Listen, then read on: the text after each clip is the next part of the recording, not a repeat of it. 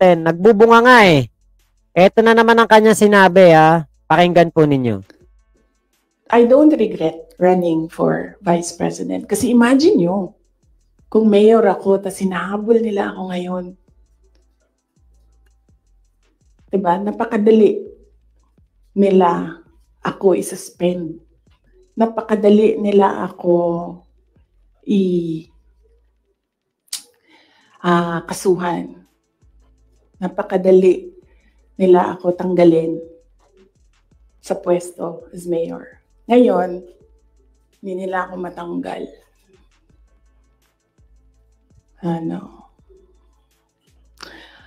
They can drag me to hell. Pagdating nila dun, ako pa rin yung presidente ng impyerno. Lakas ng toyo, no? Yes. Yes. Pahiram ako ng ballpen. Lagyan ko lang ng note kung saan ako nag-stop kasi para alam natin saan tayo mag-start. Mamaya. Lakas ng toyo, no?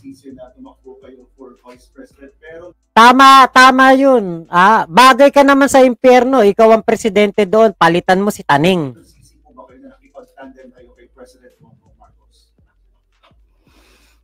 Hindi man ako ni-request ni VP Lenny na tumakbong Vice President niya. No, hindi ko pinagsisihan yung pagtakbo ko as Vice President. And hindi ko din pinagsisihan na nakipagtandem ako sa kanya. I'm sure merong rason ang Diyos kung bakit ako nilagay dito sa upuan na ito sa ilalim ng seal na yan. Para rin siguro sa kanya, para kay BBM or para sa bayan, hindi ko alam kung anong rason ng Diyos. Sometimes, or all the time, hindi natin nakikita ang rason ng Diyos. Nakukonect na lang natin siya kapag meron ng ibang nangyari sa buhay natin. Siguro, yun yung rason. Para, ganito, gawin ko, bullshitin ko sila ng bullshitin. Bullshit kayong lahat. Drag me to hell.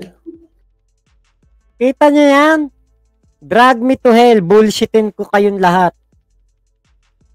Vice Presidente, diba? Alam niyo, nung panahon ni Digong lang naman tayo nagkaroon ng presidenteng mura ng mura. Ngayon naman, ang kanyang anak, bullshit naman ang mga pinagsasabi. Wala na talaga to, no? Mary Jane De Vera, wala na to. Talagang to, Yensido. Maluwag na siguro tornilyo nito. Wala na sa katinuan yung mga pinagsasabi. Hindi na maganda, hindi na maayos. Hindi na yung sasabihin natin na kagalang-galang, hindi. Kasi wala namang nangiinis sa kanya. Wala namang naninikil sa kanya. Wala namang umaaway sa kanya. Pinapasagot lang naman siya sa mga issue na nadidiskubre ng Congress. Ano yun? Ayaw ba ni BP Sara na sisilip ang mga korupsyon? Ayaw ba ni BP Sara na nasisilip ang mga overspending ng ating gobyerno? Ng sangay ng gobyerno, opisina o ahensya? Diba for transparency dapat ang ating Vice Presidente? Parang ayaw niya yun eh. Parang ang gusto niya, ay bahala kayo, ginawa niyo akong Vice Presidente, gagastos ako hanggat gusto ko. Wala akong pakialam sa pera niyo. Pera niyo naman yan eh. Hindi ko naman pera yung mauubos eh. Tapos pag nabuking, alam mo yung magwawala-walaan, maghuhuramentado, magmamaoy. Ganto ang gagawin niya. Mamauyan niya ang mga tao na nagtatrabaho ng maayos. Natural, hindi niya talaga pinagsisisihan ang pagkandidato sa Vice Presidente. Wala siya talagang regret dyan. Bakit? Putang, paano ka magkakaroon ng regret dyan? 125 million kaya mong ubusin in 11 days. It's like you're living the life of a multi-millionaire. Kasi kung mayor siya, o simpleng mamamayan lang siya ng Davao City, magagastos ba niya yung 125 million in 11 days? Hindi. Hindi niya kayang ubusin yun. Dahil wala siyang uubusin na ganun kalaking pera. Dahil kapag sarili nilang pera, hindi nila yan uubusin ng napakabilis na panahon. Pero dahil nga, pera yan ng taong bayan, pondo na naipon ng gobyerno galing sa ating mga tax,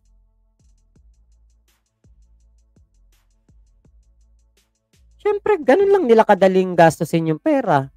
Hindi sila nangihinayang.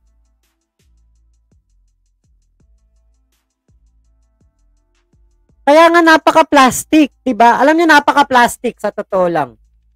Sabi niya dito, hindi daw marunong maging presidente yung ating presidente. Ano yung presidente natin, tulong ng tulong sa mga kababayan natin.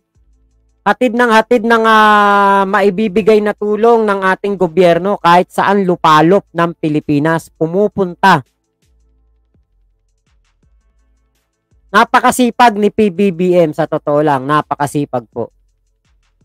Tapos, malalaman natin ng isang vice presidente natin na yung nagsasabing mahirap ang buhay ng mga Pilipino. Sabi ni Bato, sabi ni Bongo, naghihirap ang mga Pilipino, mahirap na ang mga tao sa Pilipinas. Tapos malalaman natin, safe house, 16 million in 11 days ang bayad. 90,000 isang gabi. Sa ibang pagkakataon, mayroong 1 million for 11 days. Merong 500,000 in 10 days. Amoy tae na ang ano sabi ni Ballpoint Man? BP natin, amoy tae na. Maangis. Hindi mabangis maangis. Shoutout sa iyo BPM, Ballpoint Man. Sa mga hindi pa po nakasubscribe dyan, subscribe nyo na yan. Baka masubscribe pa ng iba yan. Nakakasulasok no? Tong si Sara. Ano ba namin? Naghihirap mga Pilipino. Diba dapat magtipid ka? Pero hindi. Ang iniisip mo, gumastos at gumastos, lumustay ng pera na hindi naman inyo. Tapos kapag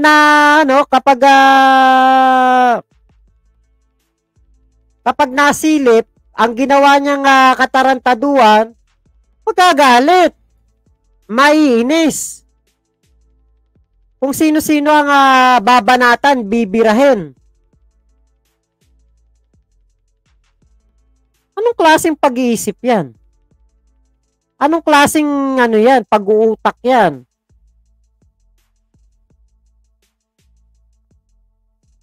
Diba? Sabi niya, nilapitan daw siya nila Amy Marcos at ni BBM para maging katandem ni PBBM last 2022 election. Yan po ang sabi niya. Ngayon, si PBBM nakikita natin nagtatrabaho 'Di ba? Si PBBM nakita natin naglilingkod sa taong bayan ng maayos.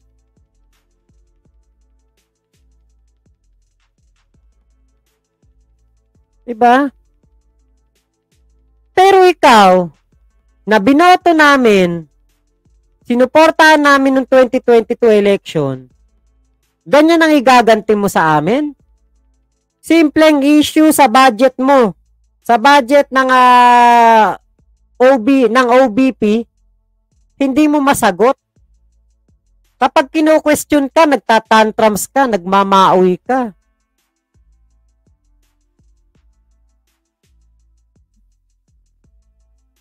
Diba? Ikaw ang ikaw ang kumbaga Para mo kaming tinatarantado naman.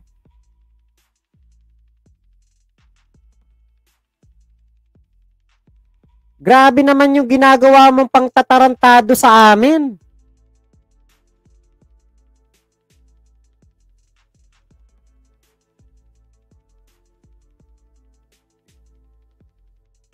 Kung hindi mo gustong maging vice-presidente, 'di ba? Magbitiw ka, umalis ka diyan. Hindi yung hindi ka magtatrabaho. Kasama sa pagtatrabaho mo ang pagpapakita ng transparency sa amin.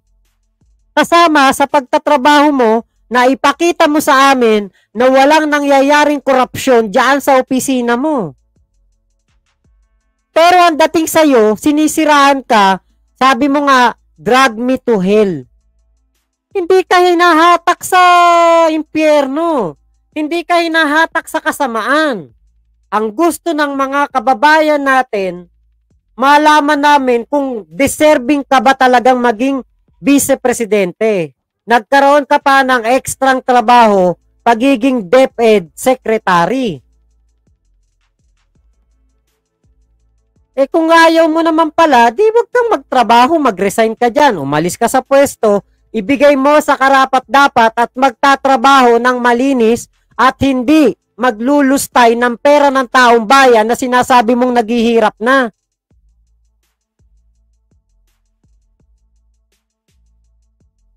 Naghihirap na nga kamo Pilipinas.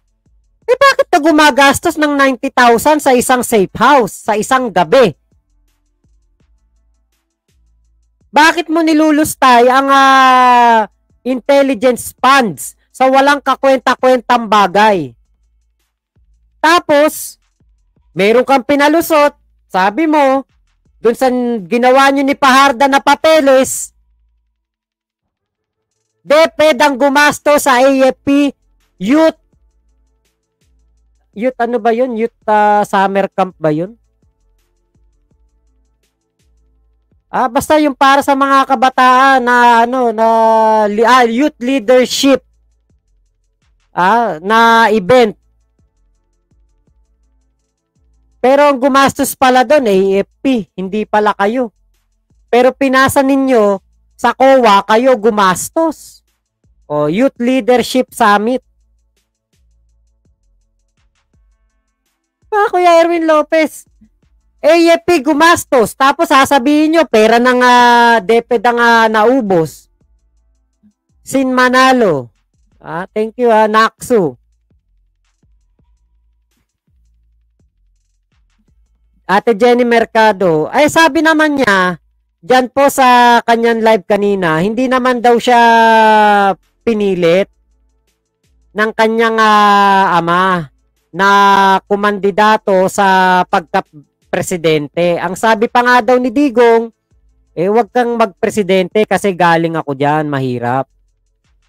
Wag kang magpresidente. Alam ko ang diyan, ang trabaho diyan. Yan daw ang sabi nitong si Digong. Hindi sa tingin ko, kaya yan sinasabi ni Digong, hindi dahil sa mahirap ang trabaho ng presidente. Alam ni Digong, pulpul ka, mahina utak mo. Kaya hindi ka pwedeng maging presidente. Kasi kung ikaw ang presidente ngayon, puta, baka nasa concert ni ni Taylor Swift sa iba't ibang lugar. Maya't maya kasama sa sa Taylor Swift concert.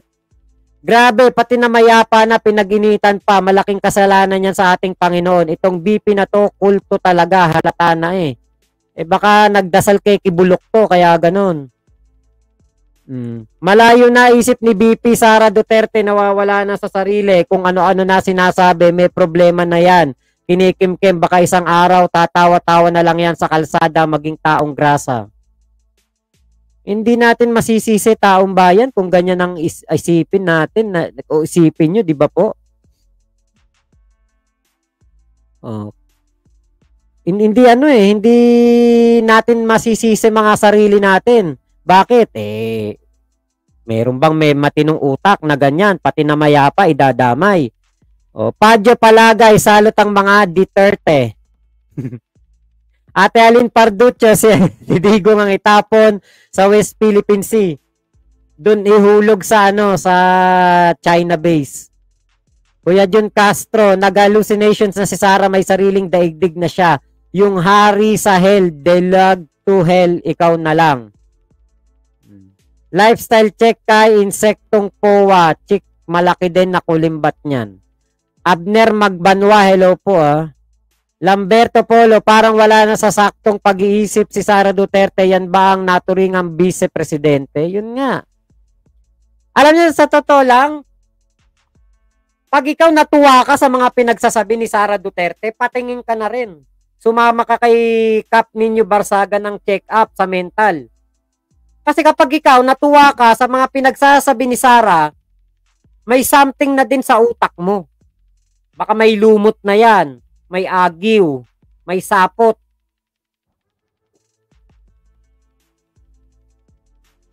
Diba kasi, pag natuwa ka dyan, katulad nun, may nag-comment kanina, matakot ka na, PBBM. Pinakita na ni Sara Duterte ang tapang niya. Hindi tapang yun. Saltik yun, toyo. Buwang. Ganyan yun. Hindi tapang yun. Hindi katapangan yung buhukayin mo yung namatay. Yung bangkay, tatapon mo sa West Philippine Sea. Hindi katapangan yun. Katarantaduhan yun. Kagaguhan yun. May masabi lang.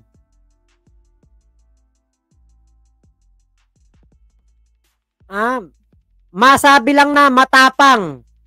Masabi lang na na kaya niyang gawin yun, pero hindi niya kaya.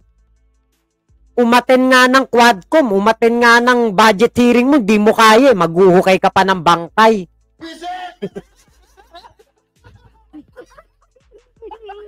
Diba? Bobo yun. Angelus Sai. Bobo yun pag ganun. Pag ikaw natuwa ka sa presko ni Sara, ang lakas na rin ang toyo mo, pa-check up ka na din. Diba? Hindi po normal yun. Hindi po tamang pag-iisip yan ng isang vice-presidente. Hindi po ganyan ng asta ng isang vice-presidente. Hindi niya ba naisip? Salamat na nga lang talaga, wala na to sa DepEd kasi alam nyo po, kung nasa DepEd pa to, tapos mapapanood po. Mapapanood po ng ating mga mga kabataan. Ay nako, sigurado. Baka mamaya yung mga kabataan magulat ka may daladalang pala, pupunta sementeryo, may huhukayin, itatapon sa West Philippine Sea o sa dagat o sa ilog yung isang patay. Diba, hindi po yan, hindi po appropriate isang vice-presidente yung kanyang inasta.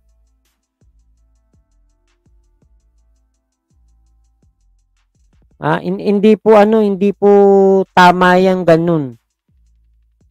Marami pong nakakapanood. Ngayon punta natin to.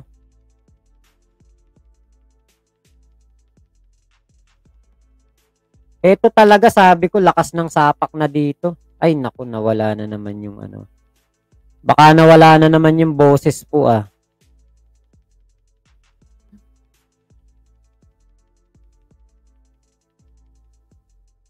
Sabihin niyo po sa akin pag walang boses kasi may may rito, may lumabas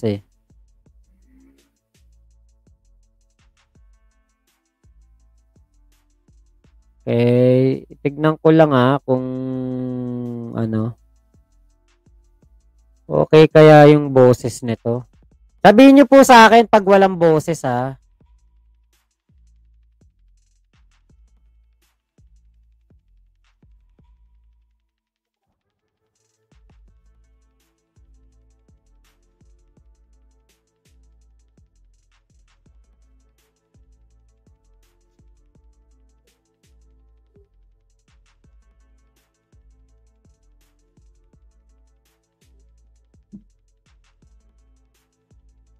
May boses po ba? Oh, walang boses. Teka, teka. Oh, no audio. Yun nga, may lumabas nga rito sa akin. Teka. Lipat tayo dito. Ano ba to?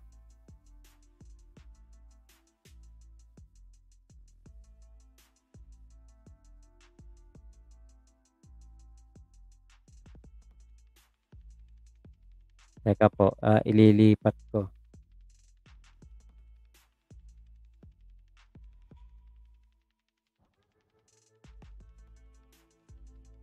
Ano ba talaga? May audio ba? Wala. Si Sara, ha? Si Sara Duterte po, ha? Yung tinatanong ko po kung may boses po ba si Sara Duterte.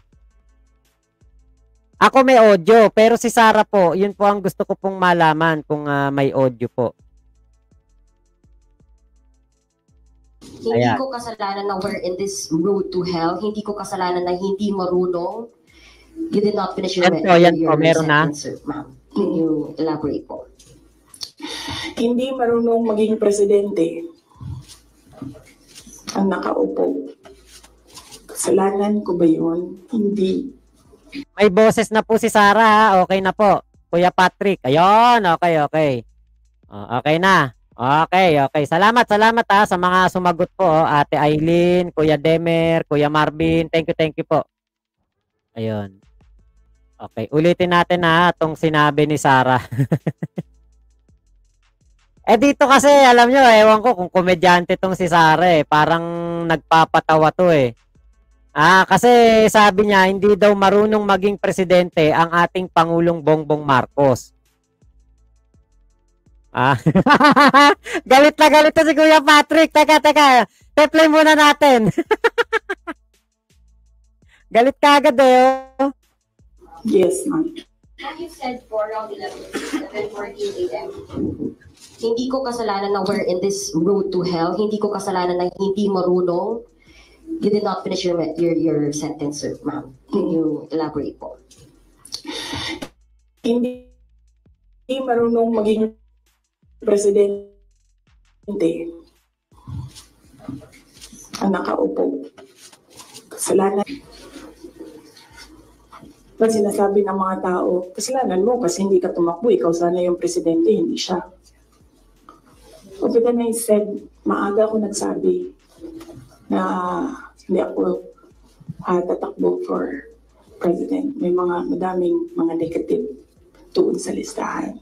Okay, sorry. Ayan. The airport is here and the end of the country is there. This is Tuvalu. Well, here the prison is open. They say they can't run. Hindi daw marunong mag-presidente si PBBM. Yan po ang pahayag niya. Yan po ang sinabi niya. Ngayon, ano ba yung para sa kanya ay tamang pagpe-presidente? Ano kaya? 'Di ba? Kasi kung sinasabi mo hindi ka marunong magpresidente, sabihin mo kung ano yung tamang pagpe-presidente. Kung ano yung tamang trabaho ng isang presidente na hindi pa nagagawa ng ating Pangulong Bongbong Marcos. 'Di ba? Enlighten us. Kung meron kang naiisip na kakulangan ng ginagawa ni PBBM, sabihin mo sa amin kung ano yung tama. Sabihin mo kung ano yung tamang pagpe-presidente. Hindi yung sasabihin mo lang, hindi marunong maging presidente ang nakaupo.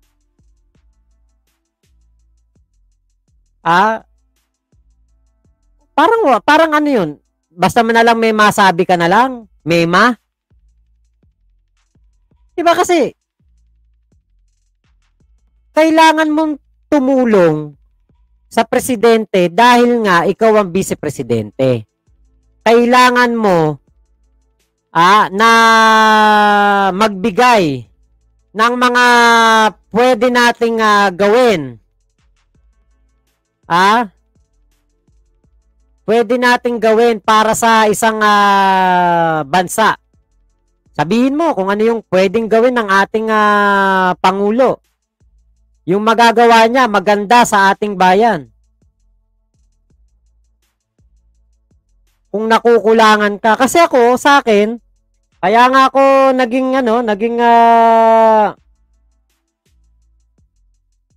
kaya ako naging pro-government kasi nga sabi ko, okay si PBBM. Okay eh. Nakikita ko okay. Maayos naman. Wala naman akong nakikitang mali kay PBBM. Paglaban sa kriminalidad, sa mga usaping droga, pagtulong sa mamamayan, pagpapasa ng mga batas na kailangan ng ating bansa. Nakikita ko naman maayos eh. Ewan ko lang kung bakit parang sarado ang isip nitong mga taong to, hindi nila nakikita yan. Mga ipokrito, di ba? Katulad niyan. Yung mga DDS. Laban ng laban kay PBBM. Pero kapag naman nagkasakit, lumalapit sa mga sangay ng gobyerno ni PBBM para makamura sa babayaran sa ospital. Hingi ng tulong kapag nasalanta ng bagyo, hingi ng ayuda. Pero sa SOCMED, anti-BBM sila. Diba? Na Emilda Talaugo, hello po.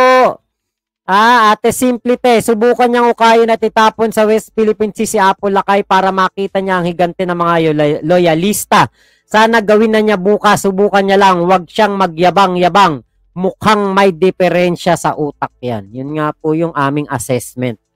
Anong klaseng sentence yan? Abogada naman siya. Kuya Pogi, ang tama sa kanya, umupa ng safe house worth 16 million within 11 days. Dagdag sana sa kaba ng tao yan na magasto sa tama.